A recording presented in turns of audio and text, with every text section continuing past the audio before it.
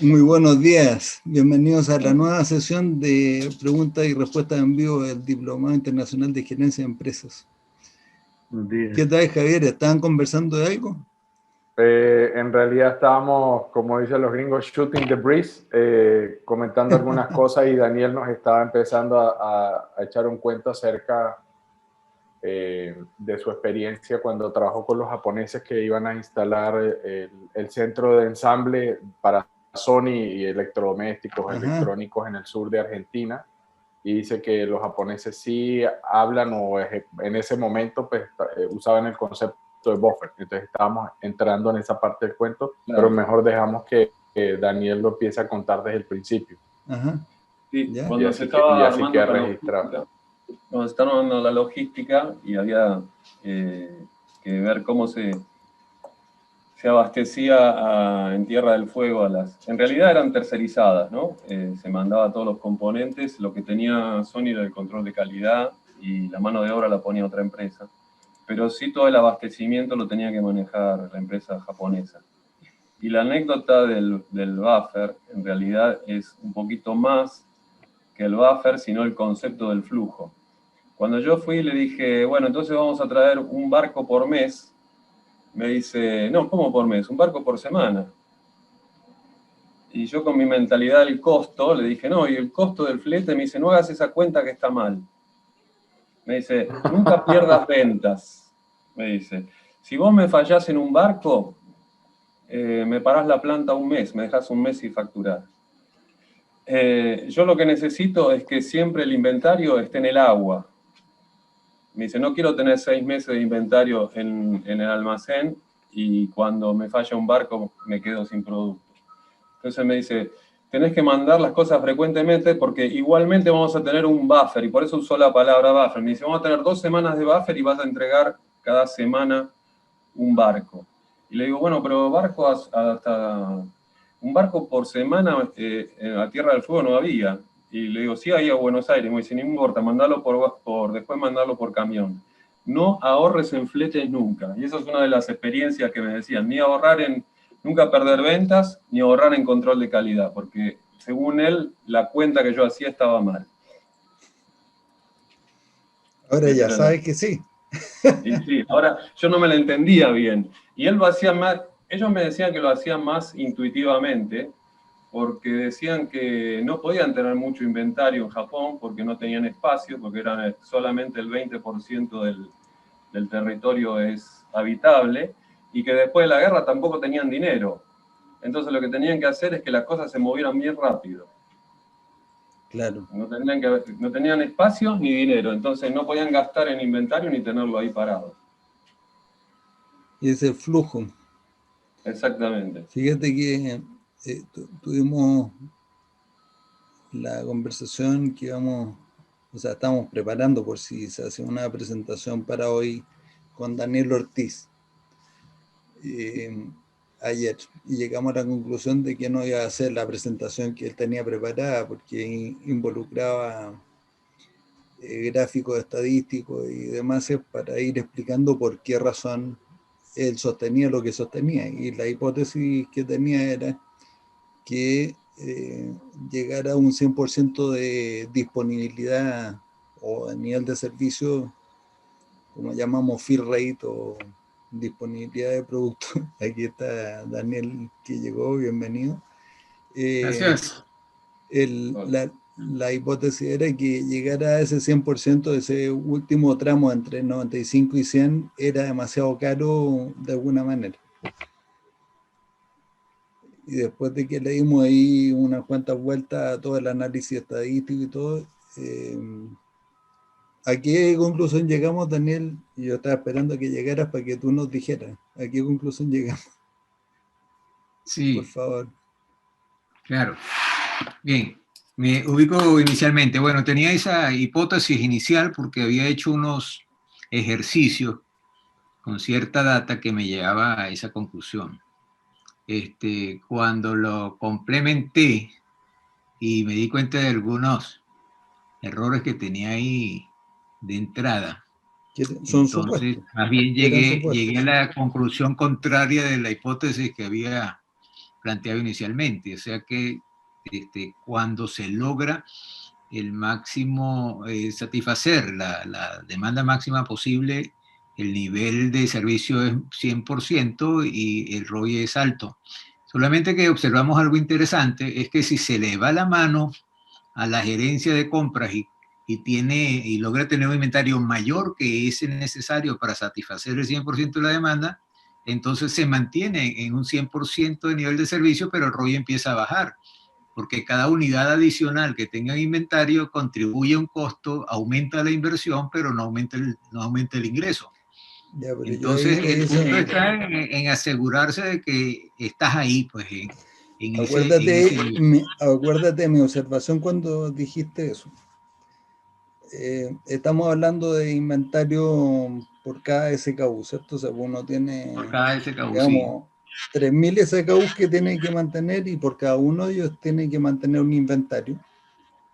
Y ese inventario debe ser suficiente para satisfacer la máxima demanda antes de la próxima reposición, que es como la definición también del amortiguador. Entonces, cuando tú me dijiste eso, yo te dije sí, pero eso no demuestra que llegando a 100% de nivel de servicio se deteriore la rentabilidad. Lo que demuestra es que habiendo llegado al punto de 100% de nivel de servicio, si uno sigue sumando inventario, ahora sí está deteriorando varias cosas y no solamente deteriora el costo, que es la parte que tú estás analizando ahora, que es tener más inventario. El costo y la Bueno, sobreinversión. todo, ¿sí? Pero no solamente Sí. eso, yo lo que te dije fue, acuérdate que hay restricciones que son reales, son físicas. El espacio es una restricción y el capital es una restricción. Por lo tanto, si uno se le pasa la mano con la inversión, lo que termina es teniendo un exceso de inventario que me está copando la capacidad que tengo de espacio y de capital, al punto que ahora ya no puedo reponer lo que sí quisiera reponer para mantener la disponibilidad. Por lo tanto, el exceso de inventario también bloquea las ventas, también bloquea el nivel de servicio. Bien, lo importante de esa observación y en relación con el análisis que yo estaba haciendo es lo siguiente. Yo estaba focalizado en el nivel de inventario para un SKU solamente, y la observación tuya es una visión más sistémica, o sistémica, estás considerando otras implicaciones que lleva a la misma conclusión. Tienes que tener cuidado de no pasarte de ese nivel crítico de inventario porque tienes una serie de efectos sistémicos que son todos contraproducentes. Pero entonces ahora uniéndolo con lo que estaba contando Dani, que le decía en japonés, dice, nunca te ahorre en flete, nunca, no me empieza aquí a ahorrar cosas, ¿sí? Entonces eso me recuerda mucho esa pregunta que le hago yo no se lo hago a todo el mundo, se lo hago nada más que cuando uno empieza a perder la paciencia, ¿cierto, Javier? Dice, pero a ver, pero o sea, esta muy empresa, poco frecuente. No, muy poco frecuente. Pareciera que no. Cuando ya empiezan a hacer ese tipo de observaciones después de como la 10ª, yo le pregunto, pero esta empresa ustedes, o sea, los fundadores de la empresa la crearon para ganar plata o para ahorrar plata. ¿Cuál de los dos es el objetivo principal? Oh, mira, esa pregunta yo la voy a poner un papelito aquí en la pared porque creo que hay que tenerla presente todo el tiempo. Lo que pasa es que el objetivo, o sea, son dos objetivos que son totalmente distintos. El objetivo de ganar plata está mirando al sistema y el objetivo de ahorrar plata está mirando a cada parte del sistema.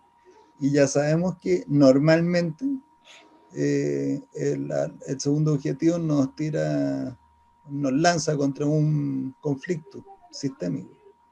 Sí. Entonces... Sí, fíjate que en el comentario original de Daniel que decía que el japonés le decía, no, que ¿cómo así que me va a pedir un barco al mes y después me deja sin? Entonces fíjate que más bien lo que está pensando es en flujo, en realidad buffer.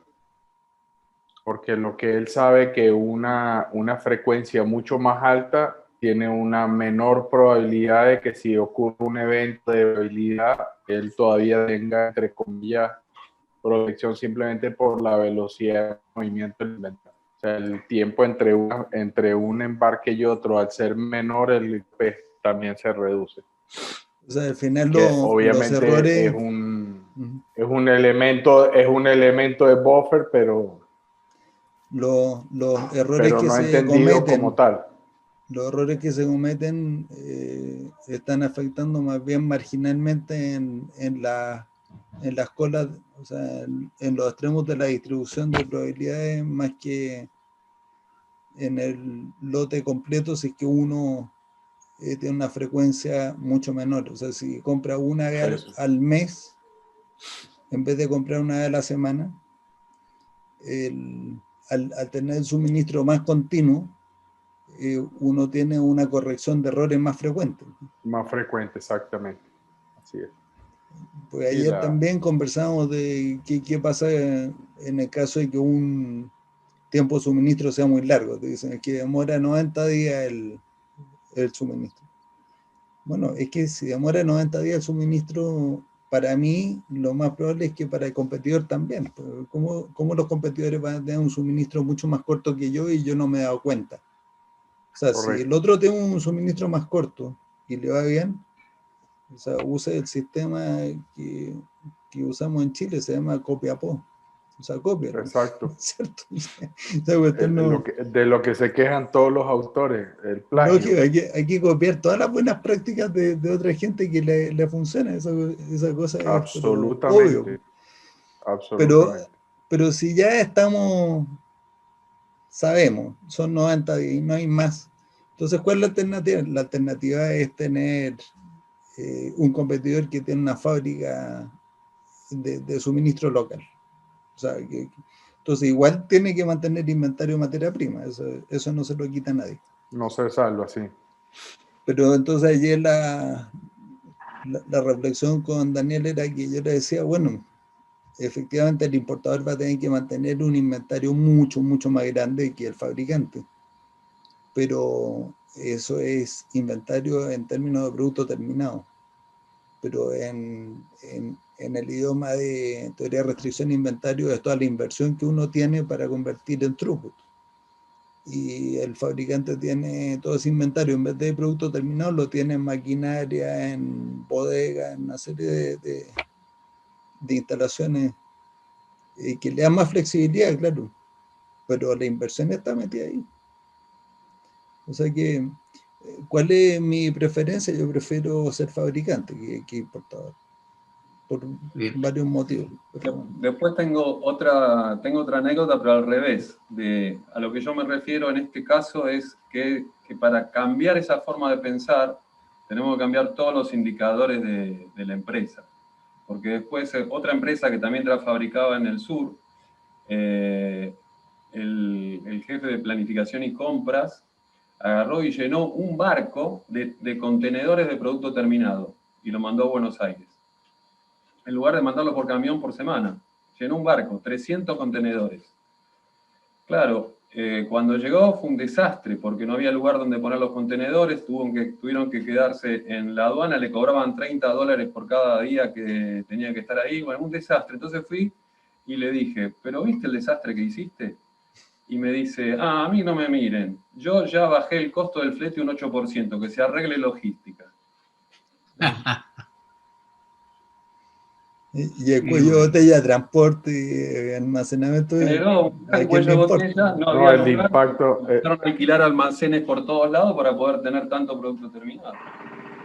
Sí, hay un dicho que le he oído mucho a Jorge Luis en Colombia que dice, eso es como decir que voy a bajar de peso y me corto una pierna. Genial, me parece esa metáfora. También es digna de la pared. Adelante, esto es todo para el plagio más absoluto y burdo que podamos hacer. Todo lo que sirva, úselo. Bueno, y hoy no tienen de esas preguntas difíciles que siempre tienen. que normalmente comentamos. Sí. Daniel estaba hablando de la publicación que hice ayer, que finalmente lo que hice fue poner el artículo completo del profesor Thomas Johnson con todos los comentarios, incluí pues mis recomendaciones bibliográficas y seguro que le podía meter 2 o 3 más, pero dije, menos es más. Yo y sobre todo, voy a aprovechar de que Felipe es primera vez que nos acompaña. A todo esto nos acompaña por una recomendación. Después te cuento esa historia. Y Felipe sabe mucho de Lean Manufacturing, así que coméntale un poquito del artículo, porque a lo mejor él nos puede dar una retroalimentación. Sí, fundamentalmente, muy rápido, Thomas Johnson, de hecho está en LinkedIn, o si lo quieres, Felipe, te lo mando. Me parece un artículo de lo fabuloso que me he leído.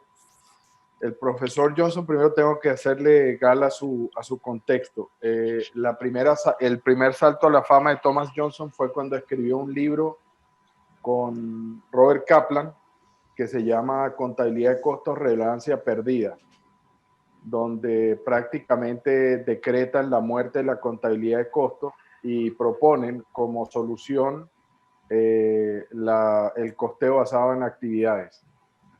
¿No? Y pues desde nuestra perspectiva del mundo del throughput y teoría de restricciones, lo que sabemos es que es simplemente una optimización de un concepto que dejó de ser válido desde el punto de vista de la asignación de costo de pues manera arbitraria. Sí, costo ABC. O sea, como diría Eli, me refiero a Eli Gorrat, diría Eli, es como reordenar la silla a bordo de la cubierta del Titanic. Tal cual. En vez de las azules primero, ahora pongamos el arco iris al frente y veamos qué pasa, ¿no? Listo. Entonces, digamos que eso fue la entrada en escena del profesor Johnson. Sin embargo, Johnson, después de haber escrito ese libro y haber empezado a entrar en contactos con empresas, y lo voy a decir así, yo no lo llamaría Lean, empresas que implementaron el sistema de producción Toyota. ¿Ya? No sé, yo tengo un ruido aquí de taladro en la calle, ¿se escucha o está bloqueado? Está perfecto. Listo, o sea que el que tiene la tortura no la puedo compartir. Ok.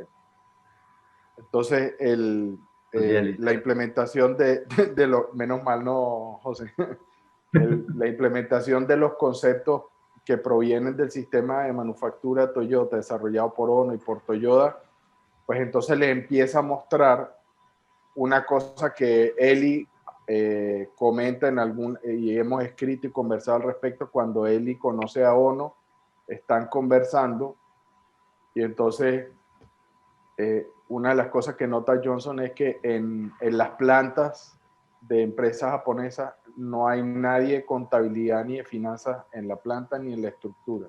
No existe. Eso está en el corporativo. Entonces, bueno, porque a ustedes no les interesa controlar los costos. Dicen, no, aquí los costos son un resultado. Y si nosotros estamos constantemente asegurando el flujo y asegurando que se haga lo que se tiene que hacer y el desperdicio lo reducimos, es porque impide mejor flujo, no porque estamos tratando de evitarnos un costo. Y cada costo que quitamos es producto de haber pensado cómo hacemos el proceso más rápido, es decir, acelerar el flujo. Es decir, lo que queremos es que el inventario pase la menor cantidad de tiempo en nuestras manos para llegar al consumidor. Y eso reduce el lead time. Esa es la lógica esencial. Pero cuando uno empieza al revés, entonces Johnson en este paper lo que hace es que describe el contraste entre el mundo occidental, la interpretación de eso y cómo con las herramientas, ahora la gente entendió que lo que había que reducir era el desperdicio, eliminar las mudas de todo el proceso. Entonces la gente anda buscando dónde hay desperdicio que tiene distintas características, tiempos muertos, gente ociosa, movimientos, máquinas paradas, mermas, etcétera, ¿ya? Entonces, con toda esa lógica, al final, la traducción o la extrapolación del concepto original termina convirtiéndose en algo que la mayoría de las compañías en el mundo occidental, pues, por la lógica que llevamos, pues empiezan a decir, bueno, entonces, si empezamos a reducir desperdicio igual a costo, entonces vamos a buscar todas las oportunidades de reducción de costos eso nos va a maximizar la rentabilidad de la compañía. La intención sigue siendo buena y sigue siendo válida, pero la desconexión que hay con el flujo real termina tropezándose. Entonces, por eso a veces decimos, Lean tiene unas herramientas fantásticas, pero tienen que aplicarse bien y cuándo y dónde se necesitan. No puede ser la filosofía de que Lean es reducir el desperdicio, porque en realidad el desperdicio tiene sentido sí, solo sí, se acelera el flujo, no por el costo. El costo al final termina siendo un efecto. Entonces, O sea, el problema es decirle desperdicio a cosas que no son desperdicios, que son no son. Exacto. Entonces, cuando hablamos... Y muchas por veces eso, porque, exacto. Y cuando uno mira y vuelve otra vez voy a llamarlo así, a la esencia, ¿sí? O sea, yo estoy asumiendo que Ono y que Toyota en algún momento escucharon y conocieron a Deming y le hicieron caso, ¿sí? Entonces, cuando Deming habla de la variabilidad, si el sistema está estable, no importa que sea altamente variable, pero si el proceso está estable, no lo toque, le está dando resultado. Ahora, si usted quiere que el sistema le rinda más, entonces empiece a entender la variabilidad. ¿Y qué es lo que decimos nosotros? ¿Dónde la tiene que entender o dónde tiene que ir a reducirla?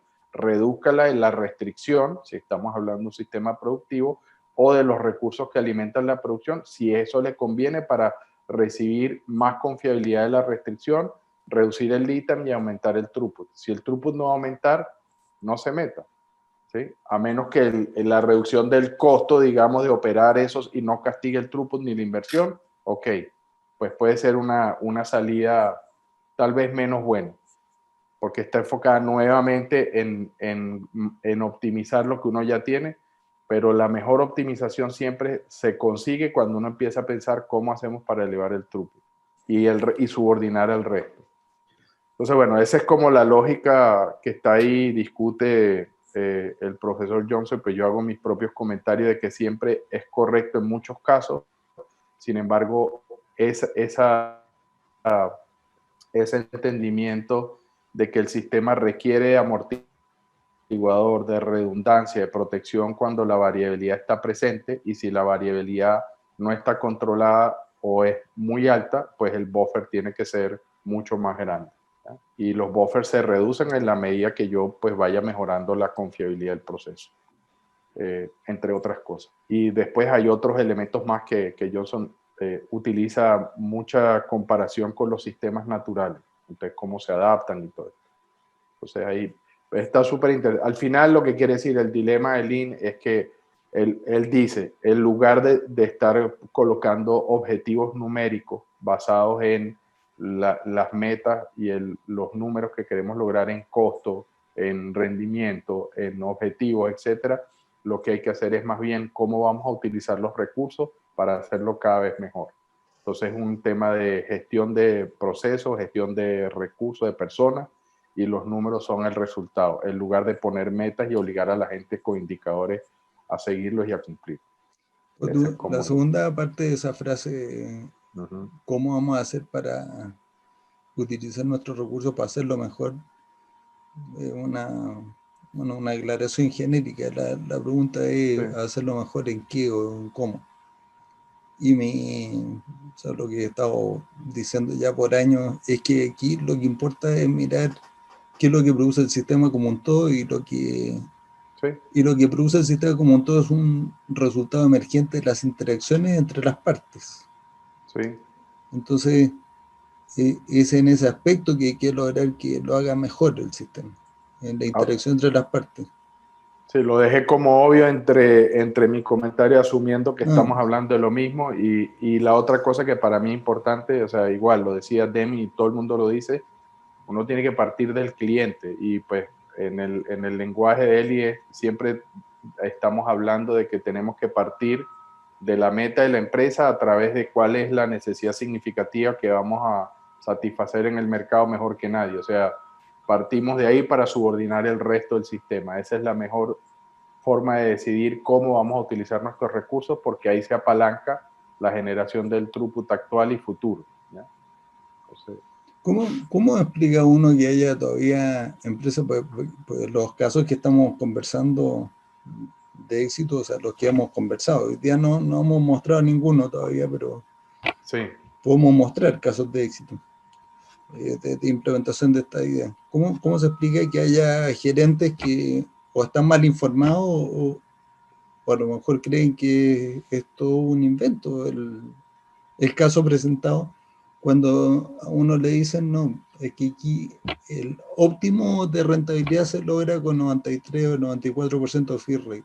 Y tú estabas presente cuando me lo dijeron. Y no estamos hablando de una empresa pequeña, una empresa que vende más de $1.000 millones al año solo en Chile. Sí. Y la presión del gerente al decirlo fue, o sea, lo que no dijo, me miró con cara y dice, tú eres un... Es que charlatán. Tú eres un consultor, pues tú no sabes lo que estamos hablando. Tú no sabes lo que está... No, lo que a veces nos pasa muchas veces, que uno está hablando y uno está trabajando y está mostrando qué es lo que hay que hacer. Y dice, ok, está muy bien, chévere, pero ahora en la vida real, ¿qué es lo...? Entonces, cuando le dicen a uno en la vida real, y bueno, ¿y usted cree que esto salió de dónde? ¿Cree que me lo inventé? O sea, perdón por lo que voy a decir, como es decir, what do you think? I pull it out of my butt? Sí. No, esto viene en la vida real, de retar la manera usual como se hacen las cosas. Y pues nuevamente, así fuera lo más empírico, sin unas reglas claras, sino que por pura intuición y experiencia, o sea, la mayoría de nosotros que estamos acá, creo que podemos adherir al efecto de que lo hemos implementado varias veces o tenemos experiencia propia, donde lo que nos demostró el resultado es que efectivamente tener alta flexibilidad para cambiar lo que pensamos es lo más conveniente y lo más útil, pero eso no quiere decir que todavía hemos encontrado la manera más efectiva de ayudarle a otro a decidir cambiar lo que piensa y erosionar un poco la rigidez de las ideas que tiene en la cabeza. Y que están tratando de optimizar el sistema que han construido. Sí. Que tienen construido, y aquí ya me estoy refiriendo no solamente a ese caso, sino que al otro que tú también estabas presente en la llamada cuando me describió el otro director. Y me dice, a ver, Matías, pero nosotros tenemos este sistema de pronóstico con un 80% de asertividad y estamos logrando cerca del 90% de fee rate. ¿Qué puede ofrecer tú mejor que eso? O distinto, ¿no? Sí. Les voy a contar una anécdota que me afectó a mí.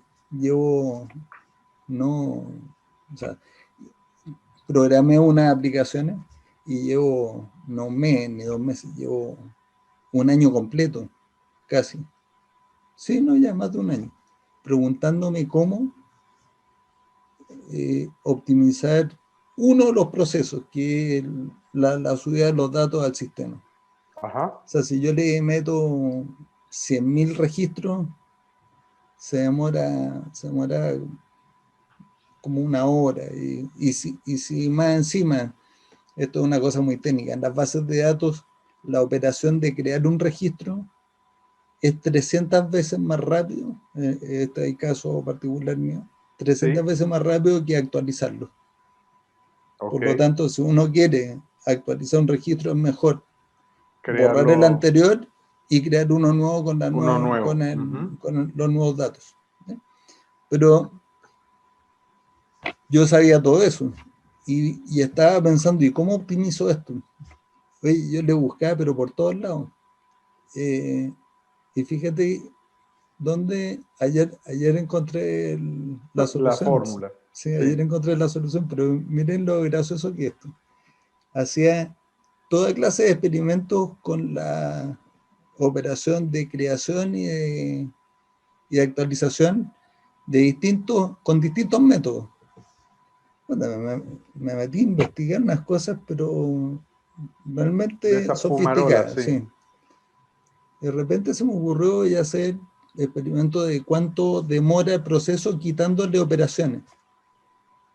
Y de repente me doy cuenta de que al quitarle todas las operaciones se demoraba exactamente lo mismo que, digo, o sea que no es la operación en la base de datos lo que está demorando.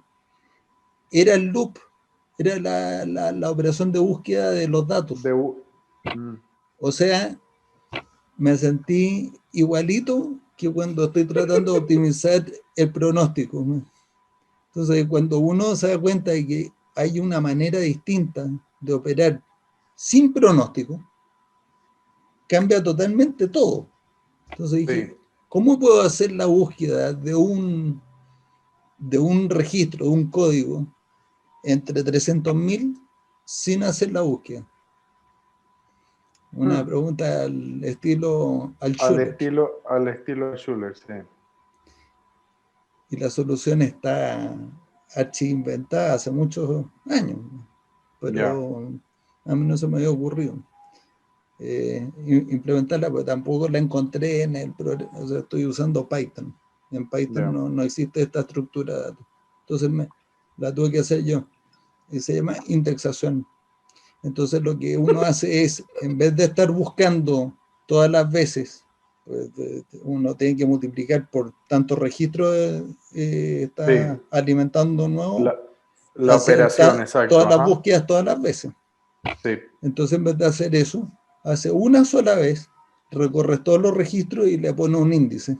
Un índice, exactamente. Y entonces ahora, cada vez que yo quiero ir a buscar uno de los registros, en vez de buscarlo, le digo vaya directamente y está en tal posición, ¡pam! Y lo toma. Lo que se demoraba 5 horas, ahora se está demorando 2 minutos. Sweet. Exacto. O sea que yo, y yo encantado que me digan, no sé, que usted está equivocado. Me lo dije a mí mismo y estaba más feliz. Sí. Es que eso es lo que pasa cuando lo inventa uno, es la mejor idea del mundo. Cuando se lo dice otro, que es pésima la idea. Claro. Ahora que como no se me ocurre nada más, tendré que usar esto. Sí. Sí, es que la vez pasada cuando estuve con ustedes, que no me acuerdo si fue la anterior o la antepasada, estábamos conversando acerca, nuevamente creo que volvimos a caer en el tema, bueno, ¿cómo hacemos para acelerar la adopción, si se quiere, de la mejor forma de operar que conocemos o lo que estamos proponiendo? Porque fíjate que toda esta formulación de las hipótesis y todo eso que estaba hablando Daniel al principio y el mismo pibe de Bono, ¿no? Estamos hablando de una mentalidad absolutamente popperiana. Estamos dispuestos a falsificar el supuesto y encontrar algo que es mejor o que nos avanza en el desempeño. Y estaba dándole vuelta y vuelta y vuelta y al final creo que la vez pasada les dije y Gustavo estaba anotando muy disciplinadamente, no sé qué está anotando porque no creo que haya dicho nada digno de anotar, ¿no? Pero mi reflexión fue y creo que cada vez estoy más cerca de autoconvencerme que esa es la clave. O sea, con toda esta teoría de restricciones, cuando hablamos de un cambio de paradigma, no es un cambio de paradigma sino más. O sea, estamos hablando en el mundo de las ideas y lo que queremos es pasar del mundo de las ideas al mundo de la adopción o de la ejecución. Y resulta que hay ideas que todavía están dando vuelta en el mundo y las peleamos y las negamos y estamos ahí choque entre las personas, porque al final la adopción de la idea es una decisión absolutamente personal. Entonces, estoy pensando en las ideologías políticas, ¿ya? Que es el ejemplo más claro que tengo de lo difícil. No me voy a meter a discutirla, solo quiero decir es como ejemplo de lo fregado, por no decir jodido que es, de que una persona que tiene metida una idea en la cabeza esté dispuesta a quitar esa y poner otra. ¿Sí? Y lo digo en personas que estaban en un extremo del espectro político y a través de la experiencia y la vida decidieron, ¿saben qué? Esto que yo creía está absolutamente incorrecto, no tiene nada que ver, mis hipótesis o mis supuestos están errados, este es el modelo que más conviene. Y para mí es exactamente lo mismo, solo que no sé si es que por casualidad estamos metidos en eso, entonces bueno, tenemos que ver cómo hacemos para acelerar ese proceso, pero lo que está claro para mí es que mucho del esfuerzo que tenemos que continuar haciendo, esto es parte de lo que tenemos que hacer, es aumentar y seguir trabajando en el awareness, es decir, que más personas lo conozcan, que no se pierda el hecho que esto existe. Lo segundo es que efectivamente exponer a las personas y simplemente dejarles las ideas cuando están absolutamente equivocadas y destruyendo con lo que están haciendo, están destruyendo el desempeño de la organización de la empresa, pues sí hay que ser un poco más duro. Pero cuando las personas están tratando de hacer lo mejor posible, hay cierta flexibilidad antes de decirle, mire, esto es mucho mejor. ¿Sí? Por pero ahí no lo voy. están destruyendo, ¿no? O sea, A propósito, cuando no. están destruyendo el desempeño, no, Sí. no lo hacen con la intención de destruirlo. Expresa, no, lo entiendo. Algunas veces sí lo hacen con una sospecha que no están dando algo muy bien, pero Sí. hay un conflicto de intereses. Lo que pasa es que se produce ahí en la vieja relación de agencia entre el mandante y el mandatario. Ajá. Y entonces la plana gerencial, cuando no es dueña de la empresa, gerente, Sí, son ejecutivos de la compañía, pero son empleados, sí. tienen de pronto, o sea, ahí hay una consideración de orden ético, que cuando yo me aventuré un poquitito por ahí, no profundicé mucho. En el libro Sincronización, en el capítulo de como hacia el final de cómo Sí. de cómo se eliminan los conflictos, y ahí lo que digo es que hay tres tipos de conocimientos. Y uno es pues las leyes básicas de la naturaleza. O sea, si tú ignoras la gravedad, bueno, buena suerte. Pues. O sea, la realidad te va a demostrar que tu error no es gratis y Así no es. te van a resultar mucho las cosas. Pero luego hay otro tipo de leyes que son decisiones o sea, no decisiones, sino que son leyes que no son demostrables así empíricamente, pero que uno se da cuenta de que existen. Por ejemplo, la ley de la oferta y la demanda. Siempre hay una broma ahí que en los congresos dicen, bueno, cuando ya está la discusión, dice, pero es que por la ley de oferta y demanda esta cosa no va a funcionar. Y dice, bueno, deroguemos esa ley. Y no broma, eso lo dijeron alguna vez en el Congreso, pero aquí en Chile. Pero nuevamente todavía sigue siendo acerca de cómo funcionan las cosas, pero ya no es tanto la naturaleza misma, no es química y física y biología, sino que es cómo funcionan las cosas. Pero luego viene un tercer nivel que tiene que ver con el conocimiento acerca de qué es lo que lo hace a uno más feliz. Porque para mí, al final, todo debería verse con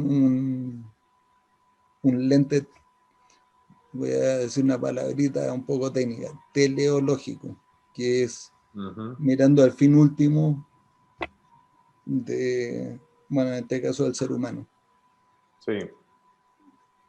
Y lo que ocurre ahí es que hay mucha gente que tiene supuestos erróneos acerca de qué es lo que lo hace más feliz. Porque finalmente no existe ninguna contradicción. Y hay muchísimo desarrollo respecto de la ética a lo largo de los siglos. Uno puede ver cómo se ha construido toda la ética occidental, por lo menos a partir de la filosofía griega y pasando por... voy a pegarme como 3 saltos así: San Agustín, Santo Tomás, Santo Tomás. un judío que me lo mencionaba Eli, ¿cómo se llama? Spinoza. Spinoza, sí, Baruch. Sí, y así, y se sigue desarrollando. Cuando uno ignora digamos, leyes éticas, o sea, uno dice está bien o está mal, y se hacen cosas que van en contra de la ética, es cuando uno empieza a ver estos resultados que califica de estúpidos. Pues ese es como que se llama el italiano Cipolla, que tenía la teoría de la estupidez humana. O sea, hay gente que quiere el bien para uno y quiere el bien para el resto, son buenos. Hay otra gente que quiere el bien para el resto a costa del mal para uno. Esos son tontos, dice Chihuahua. No son muy peligrosos, pero son más o menos. Luego están los que quieren el bien para uno a costa del mal para el resto. Esos son malos, directamente. Y hay otros que prefieren procurarle el mal al resto, incluso a costa del mal propio. Esos son estúpidos. Sí. Y son muy abundantes. Es terrible. Sí. Eso me recuerda a Facundo Cabral. A Cabral, exactamente. Claro, dice, yo solo le tengo ¡Son miedo muchos! Sí, le tengo miedo a los pendejos porque son muchos. Porque son muchos y además votan. Y pueden elegir presidente. Y hay de todos los tipos. Está el fosforescente, se lo ve venir hasta de noche. El de sangre azul. De sangre azul, claro. Hijo y nieto de pendejo. No, brutal, brutal. Pero eso es solamente mala formación. No entender. Sí. No entender, pues es un cortoplacismo que piensan que están haciendo un bien, pero están haciendo un mal. Pero porque no han entendido cómo se hace el bien. Hay que aprender a hacer el bien. Y es que te voy a hacer la acotación de que en la ideología política el mayor problema está ahí. No en el mundo empresarial. En el mundo empresarial son muy pocos, contados los casos donde uno puede decir esto es una mala formación ética. Y yo tengo una, voy a llamarla hipótesis. Yo creo que la razón por la que eso es así es porque los empresarios pagan sus errores, tarde o temprano. Los políticos no pagan con dinero y con su estatus de vida y con consecuencias dolorosas y con cárcel. Los políticos son, voy a llamarlos inmunes, por no decirles otra cosa. Pero bueno, el tema al final es que estoy de acuerdo contigo y creo que otra de las cosas que me acuerdo es Eli hablando de la gestal de TOC, un video que vi hace poco y la empresa siempre próspera. Entonces, al final, Eli decía, mire, la causa-efecto tal vez no es la manera exclusiva de hacer las cosas, pero sigue operando, sigue funcionando y efectivamente todos estos principios éticos pues están basados en que estos principios, estas piezas clave del rompecabezas, si usted las toma y hace causa-efecto de acuerdo al comportamiento humano, termina llegando a un comportamiento, a un resultado bueno o un resultado desastroso. Nuevamente usando la lógica, que es lo que nos permite pues, comunicarnos de alguna manera más o menos inteligente. Entonces, bueno, eso era como la forma de pensar. Y en ese sentido, pues creo que parte del tema y el gran reto, lo difícil que es estar en el mundo de las ideas. ¿Por qué? Porque precisamente la idea, y esto es parte de lo que he estado leyendo otras tonteras ahí, las ideas, no importa lo que hagas, no se venden. Porque la idea, para que alguien decida adoptarla, necesitas explicar absolutamente todas las bases, todo el proceso, toda la lógica y toda la conexión que hay, la estructura que sustenta la validez o no de la idea con los efectos que tiene.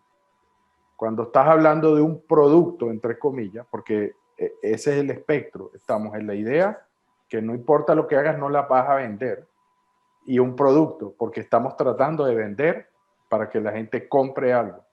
Y el producto, generalmente la simpleza está en que, sin decir mucho, con el costo-beneficio, el balance percibido, la utilidad que tiene para quien decide prestarle atención al producto y decide comprarlo, pues hace su decisión, toma su decisión y dice, si esto me va a generar más throughput o más beneficio de lo que voy a tener que pagar, pues me interesa, lo compro y ya está. Y basta con referirlo a la situación de necesidad, de resolver un problema, etcétera, etcétera, mejorar la vida. Pero cuando estás hablando de una idea, joder, esa es la brecha que siento que todavía no tenemos cómo saltar. O sea, que hay que presentarlo con suficientes analogías para que con los patrones actuales mentales que uno tiene pueda hacer un puente entre la realidad actual y la posible realidad futura. Y la posible realidad futura. Que es mucho mejor. Sí. pero no es aisladamente, sino que es porque uno se puede relacionar. O sea, si yo, esto yo me di cuenta en una de esas conversaciones que tuvimos en un Gorrat House con, ¿sabes quién era? Era un cliente era de Colombia, parece, o de Ecuador, no me acuerdo. Estábamos ahí y le estaban tratando de explicar los principios de flujo y no sé qué. Entonces yo le dije, pero espérate, una cosa son los principios, otra cosa son las aplicaciones. Los principios son cosas bastante inmutables de cómo funcionan las cosas, y la aplicación es cómo uno aplica eso a una cosa particular. Entonces vamos a poner un ejemplo. ¿Cuáles son los principios de conducir?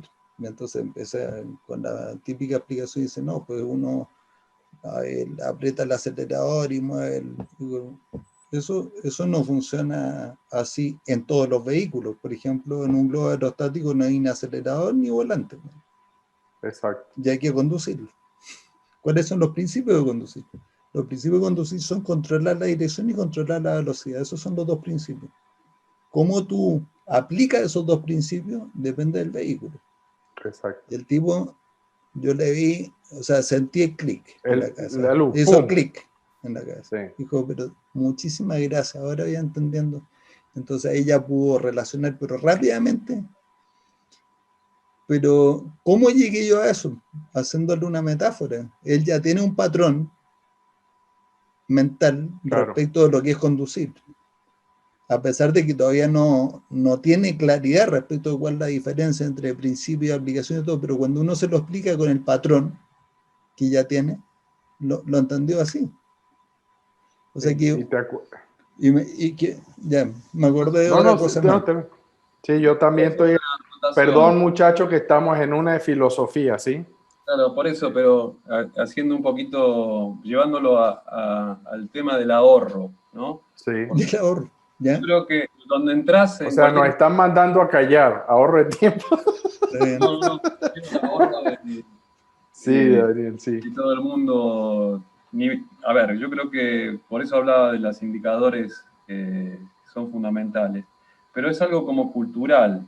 El tema del ahorro. Yo me acuerdo haber visto un video de Eli Goldratt que decía que habíamos sido formados en el que centavo a centavo, ahorrando centavo a centavo, generarás una fortuna. Y creo que eso en Occidente está muy arraigado. Entonces, no solo con los indicadores, sino que la misma gente que entra a cualquier empresa sabe que no tiene que malgastar algo. Y le cuesta mucho entender que haya otros indicadores que no sean los de ahorro.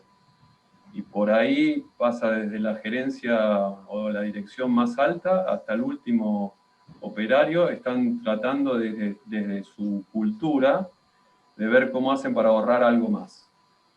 Ese es mi comentario porque es lo que veo en todo el tiempo. Entonces es muy difícil de cambiar, porque cambiar al flujo es decir, mirá, necesitas más fletes, porque quiere decir que aguas abajo se está vendiendo más. No te vas a ahorrar un flete, o sea, no te vas a ahorrar más perdiendo ventas, pero eso no lo ven. O sea, él ve que si yo te puedo mandar... contradecir eso, pues. Porque ¿qué te impide aumentar, o sea, hacer lotes más grandes, ahorrar los fletes y sigues vendiendo lo mismo? Bueno, pero ahí está el tema de que si tenés mucho inventario también estás perdiendo dinero. Eso también hay que explicarlo. Yo tengo el dinero, no hay problema. Sí, pero el retorno de la inversión baja mucho. Si vos cuanto más, o sea, la anécdota es, mira, bajé el inventario. Pero fíjate, todo tu argumento ahora, Daniel, para contradecirme lo que yo acabo de decir, que tú sabes que no estoy de acuerdo, es que me va a costar más, que me va a subir el costo. No, ese no es el argumento. Estoy diciendo que el retorno de la inversión, al aumentar el lote, va a bajar. O sea, vas a tener mucho más inventario en proceso. Sí, pero es una cosa pequeñita. A lo mejor, si tú haces el cálculo, es más caro hacer más fletes más frecuentes que lo que me cuesta financieramente. No en Argentina, es que Argentina, Piensa que vive en otro país, por favor, para esta conversación. Incluso en Argentina con la inflación galopante que tiene, de repente tener lotes más grandes y tener más inventario es dinero más asegurado.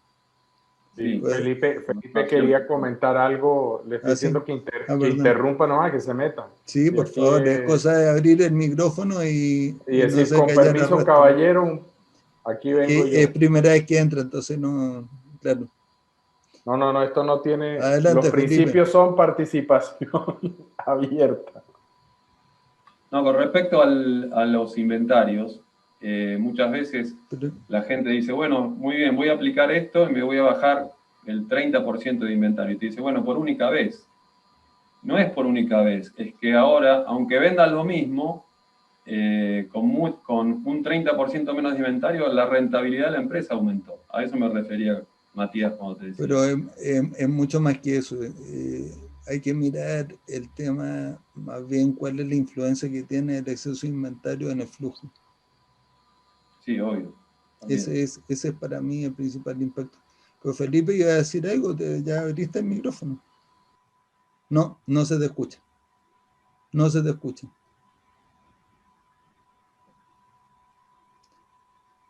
Hay un problema de audio. Ya. ¿Ahora se me escucha? Ahora ¿Se me sí. escucha ahora? Ahora sí. Sí, ya estaba conectado un micrófono. Oye, mira, gracias por la invitación, pero que José Armando me preguntó respecto al tema de mi experiencia en Lean en proyectos. La verdad, las cosas que mi experiencia en Lean, lejos de ser académica, es muy de aplicación, digamos, aplicación en el concepto. Básicamente lo que es disminución de desperdicio, disminución de inventario. Y mi experiencia, que a mí me trajo muchas satisfacciones profesionales y personales, fue la aplicación más que en un diseño de un proyecto Lean, sino que es cómo empezamos a medir, los factores o cosas claves dentro de, en mi caso yo tengo un expertise más operacional, a medir las cosas en la planta, digamos, lo que importa, y después sobre cómo poder actuar sobre ella. Y ahí es donde yo me encuentro interesante, porque estas ideas que hablaba recién Javier, cómo poder, la idea, en mi experiencia, si están a nivel gerencial no sirven, tienen que ingresar en toda la organización, sobre todo si tú trabajas con operadores, con supervisores, porque tú puedes tener muy buena idea, puedes tener muy claro el concepto de Lean, pero si el operador no está ni ahí con el tema, nunca te va a funcionar.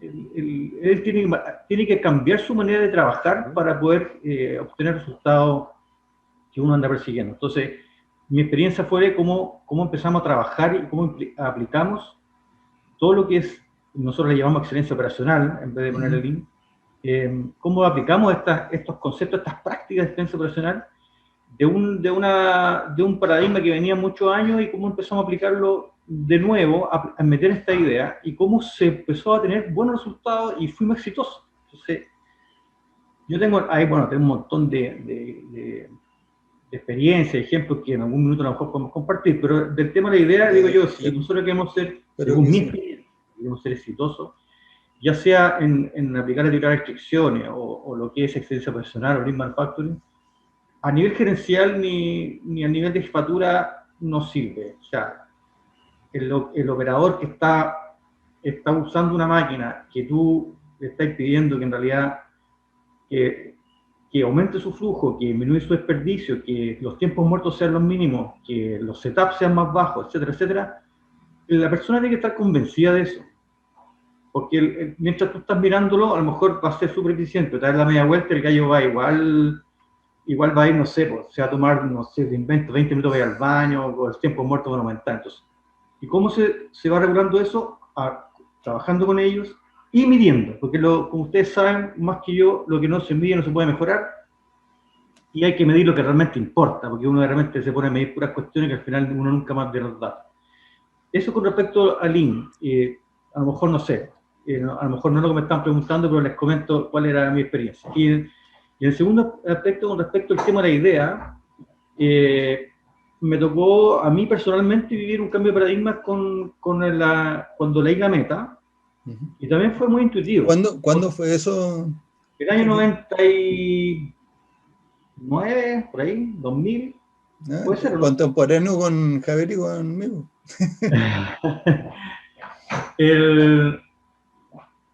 Hay cosas que me hicieron clic, y afortunadamente yo tenía una posición de liderazgo dentro de la compañía donde trabajaba, entonces me hizo clic cosas que eran tan explicativas y tan pedagógicas como, por ejemplo, el paseo de los scouts, por ejemplo, el Herbie, ¿no es cierto?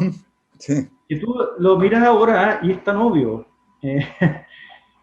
pero en esa época no era tan obvio, entonces al final tú dices, oye, realmente uno estaba concentrado en aumentar el nivel de servicio, ¿no es cierto? Y nunca funcionaba, porque tú estás colocando, digamos, la inversión o las cosas las estás colocando donde no correspondía, porque la estás colocando donde tú creías que tú podías mejorar.